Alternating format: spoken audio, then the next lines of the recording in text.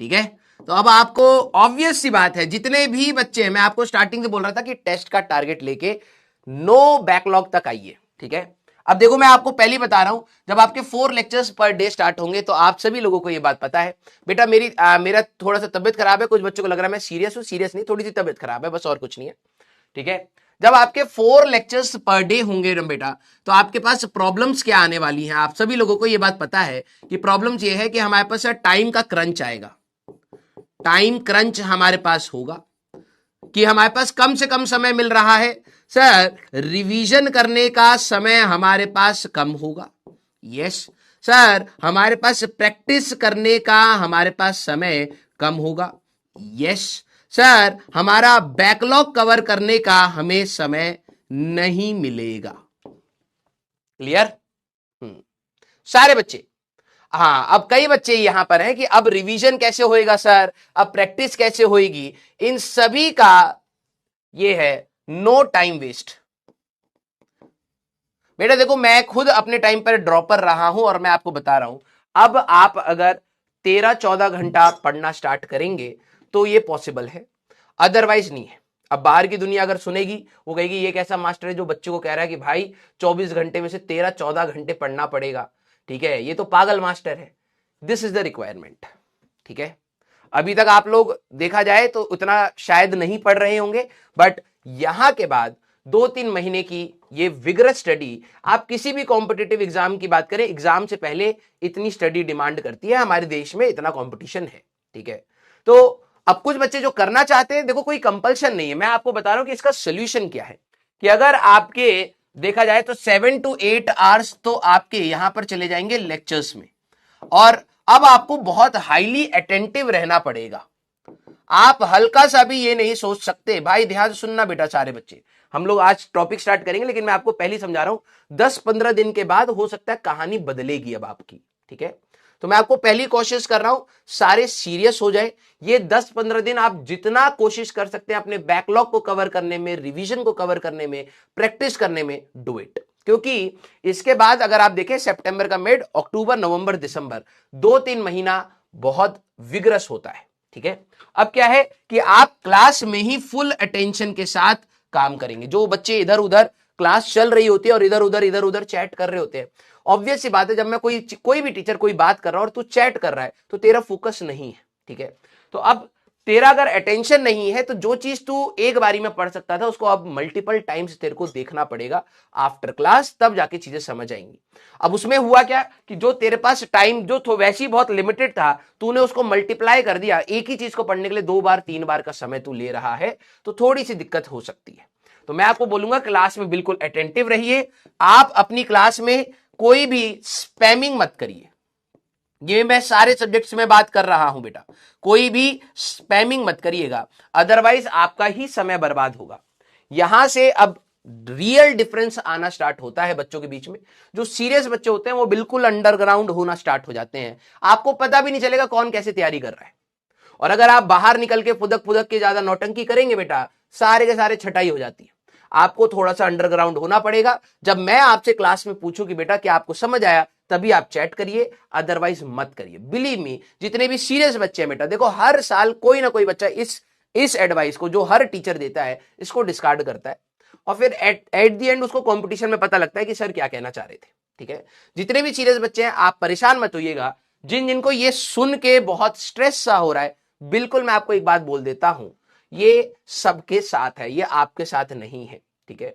हमारा देखा जाए तो करिकुलम ही ऐसा है कि आप लोगों ने जून में, मई में हमारा लास्ट में पेपर हुआ है, हमारे जून के मिड तक तो कई बच्चों ने डिसाइड किया है ड्रॉप लेने का, जून से स्टार्ट हुए हैं, दिसंबर तक का ही हमें समय मिलता है। हमें 2 साल की तैयारी यहां पर करनी है, जेई मेंस की भी करनी है, जेई एडवांस की भी हमें करनी है, राइट। तो ये कठिन जो आपने डिसाइड किया है करना, ये ऑब्वियस सी बात है, ये कठिन है, ठीक है।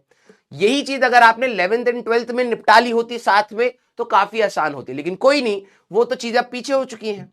अब हमारे पास 6 महीने हैं। फर्स्ट जेई मेंस से पहले मैं आपको क्या बोल रहा था, हमें कोई बहुत बड़ी मास्टरी नहीं करनी है, हमें कोई साइंटिस्ट बन के एग्जाम में नहीं उतरना है, हमें यह करना है कि हमारा जो जेई मेंस 1 का टारगेट है बेटा, अभी भी मैं आपको क्लियर कर रहा हूं, जेई मेंस फर्स्ट जो अटेम्प्ट आपका होगा जनवरी में, ठीक है, उसका टारगेट क्लियर रखिए। अब आप कहेंगे सर ये तो बहुत छोटा सा टारगेट है, पता नहीं इसमें मेरे को कॉलेज मिले या ना मिले।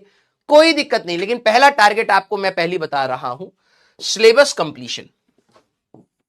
बस और बस सिलेबस कंप्लीट करके उतरिए, क्योंकि इतने कम टाइम में कई बच्चे सिलेबस कंप्लीट ही नहीं कर पाते हैं। मैं आपको बता रहा हूं, more than 50% students will be there जिनके कई ना कई चैप्टर्स छूटे होंगे, कई चैप्टर्स 7-7 8-8 चैप्टर्स छोड़कर वो एग्जाम में उतर रहे होंगे। तो एटलीस्ट आप उनको तो बीट कर सकते हैं by syllabus completion plus JEE Mains के पीवाईक्यूज। अब आपका टाइम आ गया है कि जेई मेंस के आप अपने पीवाईक्यूज को कंप्लीट करके उतर जाए। क्लियर है क्या? ये आप कम से कम सेट, मिनिमम सेट, इससे ज्यादा अगर आप कर पाए कुछ चैप्टर्स में तो अच्छी बात है, नहीं कर पाए कोई गलत बात नहीं। ठीक है, मैं सर आपने टारगेट हमारा इतना छोटा क्यों कर दिया, सिर्फ सिलेबस कंप्लीशन, कि मैं बस सिलेबस कंप्लीट कर लूं, रिवीजन के साथ आप जाओ और सिर्फ जेईई मेंस के पीवाईक्यूज कर लूं। सर ये तो छोटा टारगेट है, मेरे को तो एडवांस भी करना है। बेटा एडवांस का रास्ता इसी के थ्रू होके जाएगा। इसमें आप टारगेट करिए कि आपका 97 परसेंटाइल प्लस हमारे पास आ जाए। सर 97 क्यों बोल रहे हो, 93 94 पे तो क्लियर हो जाता है। मैं इसलिए बोल रहा हूं कि आपके फर्स्ट अटेम्प्ट में ही कहीं ना कहीं आपको एनआईटी के हाथ में आ जाए, कोई भी ब्रांच। मैं ये नहीं कह रहा बहुत अच्छी ब्रांच, एटलीस्ट कुछ एनआईटीज आपके हाथ में या जोन में आ जाए, क्योंकि इसके बाद आपको फिर से 2 महीने मिलेंगे बेटा, फरवरी एंड मार्च। इसमें आप टेस्ट सीरीज से सीखेंगे अपने, और जो आपके पीवाईक्यूज नहीं हो पाए, सारे पीवाईक्यूज नहीं हो पाएंगे क्योंकि टाइम क्रंच है, फिजिक्स केमिस्ट्री मैथ्स तीनों में करना है बेटा, टाइम क्रंच है। जो आपके नहीं हो पाए प्लीज आप क्या करें, उनको मार्क कर लीजिएगा अपनी किताब में, और किताब जरूर रखिएगा। अगर आपके पास मॉड्यूल नहीं है तो कोई भी किताब बेटा मार्केट में पीवाईक्यूज जरूर रखिएगा। अब कई बच्चे इसको मार्केटिंग बोलेंगे या कुछ भी बोलेंगे, बेटा तेरे बेनिफिट की बात बता रहा हूं, अगर तेरे को वो मार्केटिंग लग रही है तुम मत करना, ठीक है। जिनको सेंसिबल चीज लग रही है प्लीज आप अपने मॉड्यूल से करिए पीवाईक्यूज या बुक से करिए, मार्क करके रखिएगा कि कौन से नहीं हो रहे। फरवरी एंड मार्च 2 महीने में आपको सफिशिएंट टाइम मिलेगा फॉर प्रैक्टिस, कि आपका सिलेबस कंप्लीट हो रखा है, आपको सिर्फ प्रैक्टिस की डिमांड है। जेईई मेंस 2 में आप इसको और इंक्रीज कर पाएंगे। बिलीव मी, जो फर्स्ट बारी में ही 97 परसेंटाइल पहुंच गया बेटा, उसके लिए आसान है, क्योंकि जेईई मेंस 2 तक सारे बच्चे अपना बैकलॉग कवर कर लेते हैं, सारे बच्चे अपनी प्रैक्टिस भी कर लेते हैं। समझ रहे हो? तो जेईई मेंस 2 में स्कोर करना थोड़ा कठिन हो जाता है, अच्छी परसेंटाइल लाना थोड़ा कठिन हो जाता है as compared to JEE Mains 1।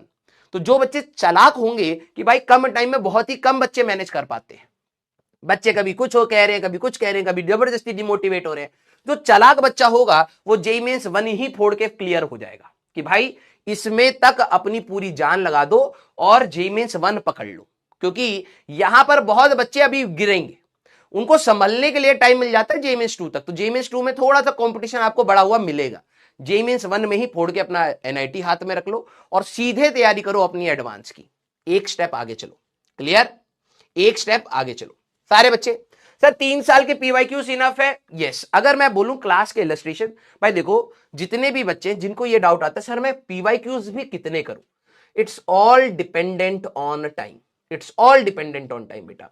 अब आपको ये चीज समझनी है कि आपके 7 to 8 आवर्स लेक्चर्स देखने में जा रहे हैं, अब आपको क्लास में थोड़ी स्पीड के साथ लेक्चर्स देखने हैं, और मतलब स्पीड के साथ कहने का मतलब जल्दी जल्दी आपको नोट्स बनाने, सजा सजा के चीजों को नहीं करना है, क्लास में ही हाईलाइट करते चलेंगे, फुल फोकस के साथ चलेंगे। और दूसरी बात, आपका जो भी ये टारगेट है, ठीक है, अब वो वेरी कर सकता है, कईयों के शायद कैटेगरीज भी होती है, कई जनरल कैटेगरी में होते हैं, कोई किसी कैटेगरी में, सबके मार्क्स अलग अलग हैं। आप पिछले साल के मार्क्स के हिसाब से एक अपना जोन बना के रखेंगे। अब आप लोगों को यह बात भी पता होगी कि नवंबर से आपकी AITS भी स्टार्ट होंगी, ठीक है। तो रास्ता कठिन है ना। हमारे लिए क्या हाथ में है कि हम लोग बहुत टाइम मैनेजमेंट के साथ चले। यहां पर बेटा जब भी 4 लेक्चर स्टार्ट होंगे, इस हफ्ते, अगले हफ्ते या उसके अगले हफ्ते, जब भी होंगे ये होना जरूर है, ठीक है। आई थिंक 1.0 में ये चीज चल रही है, ये कंटिन्यूड है, अब 2.0 की बारी है। 3.0 वालों को तो और कम टाइम मिलेगा, तो उनके लिए और थोड़ा सा स्ट्रगलिंग होगा, ये तो आपको सभी को पता है। बस मैं आपको कह रहा हूं कि आप इससे घबराइएगा मत कि सर मेरे पास 4 लेक्चर है, मैं तो मेरा दिमाग पक जाता है इस चीज को करने में।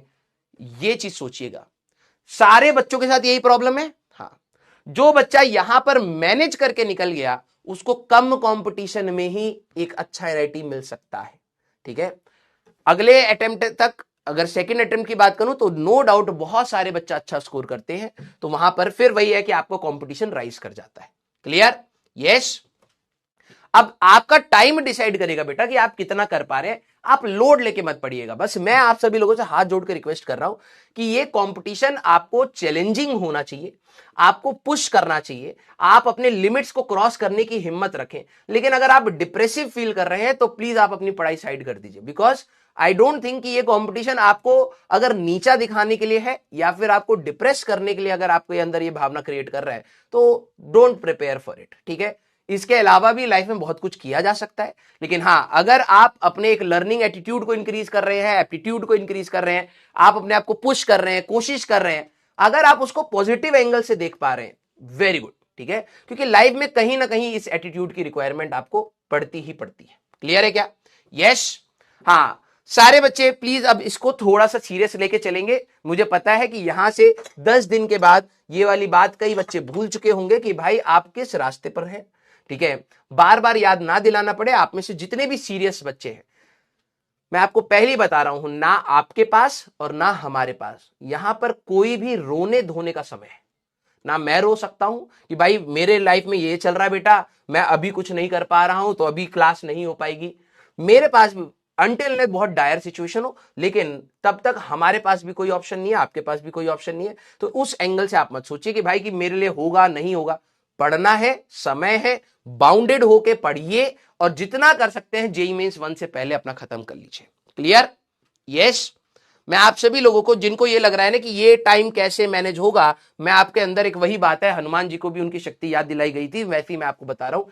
एग्जाम से पहले आप सभी लोगों ने, जितने भी लक्ष्य के बच्चे होंगे, मैं आपको हमेशा कहता था, ठीक है, आखिरी के महीनों में आप हमेशा ये लिखा करिए, चैट जब क्लास खत्म हो जाती है तो सोने से पहले एक बार चैट में ये जरूर लिखा करिए कि sir I have utilised my full time. क्योंकि जिस दिन आप रात को सोने से पहले ये एनालाइज कर रहे हैं ना, यार आज मैं 2-3 घंटा ऐसे ही बर्बाद कर दे, कल नहीं करूंगा, मैं सिर्फ 3 महीने, 3 या 4 महीने के लिए आपके ये सेक्रीफाइस मान रहा हूं। पूरी दुनिया बोलेगी यार ये कैसा टीचर है कि भाई ये दिन भर पढ़ने के लिए कह रहा है। सिर्फ 3 महीने बेटा अपने के लिए दे दे, अपने लिए दे दे। क्योंकि अगर तेरा सिलेक्शन होगा ना तो तेरे को मिलेगा, नहीं होगा तो तेरे को ही मिलेगा। दुनिया बोलती रह जाएगी, हम बोलते रह जाएंगे, सिलेक्शन हो या ना होना वो सब तेरे को ही मिलने वाला है। तो ये 3 महीने तेरे को अपने देने हैं। सोने से पहले प्लीज एनालाइज कर कि तेरे पास वो 2-3 घंटे तू क्या और यूटिलाइज कर सकता था। यस, टाइम बहुत है, अगर तुम निकालना चाहोगे तो बहुत टाइम है। क्लियर? अब जो सीरियस बच्चे हैं वो डेफिनेटली हर दिन अपना एनालाइज करते हैं, यार ये चीज नहीं करते, पहले पढ़ लेते। 3 महीने की तो बात कर रहे हैं यार, 90 दिन तुम्हें अपने आप को देने हैं, उसके बाद लोड अपने आप कम हो जाएगा। बिलीव मी, इतना लोड नहीं रहेगा। क्लियर? 90 डेज आई थिंक आप अपने करियर के लिए और जो आपका लॉन्ग टाइम आपको चाहिए था उसके लिए 90 डेज आप स्पेयर कर सकते हैं। क्लियर? यस। सर मैं फिजिक्स गैलेक्सी कर सकता हूं बेटा, it's a very bulky book. ठीक है, किताब बहुत अच्छी है no doubt, but it's a bulky book. ठीक है, बल्कि में आपके पास समय की रिक्वायरमेंट अगर है, मतलब आपके पास समय है तो प्लीज करिए, अदरवाइज नहीं करिए। ठीक है? यस। हाँ बेटा प्लीज ध्यान से, अब सारे बच्चे सीरियस रहेंगे। ठीक है, हम लोग स्टार्ट करते हैं अपने उसको, और आई होप आप लोगों को दोबारा मुझे रिमाइंड ना कराना पड़े। 90 डेज ये अपने घिस दो बेटा, ये वापस नहीं आएंगे। और ये आपको भी पता है मोस्ट क्रूशियल पार्ट है। फिजिक्स, केमिस्ट्री, मैथ्स तीनों अपने पीक पर आ चुके हैं। टॉपिक्स आपको समय सबको पता लग ही रहा है कि कैसे कैसे चल रहे हैं। ये 90 डेज अगर आपने यूटिलाइज कर लिए तो बिलीव मी आगे की जर्नी आपको कम स्ट्रेस वाली लगेगी। जेईई मेंस 1 के बाद भी आपको स्ट्रेस कम लगेगा। ये 90 डेज आपके बहुत मैटर करते हैं। क्लियर?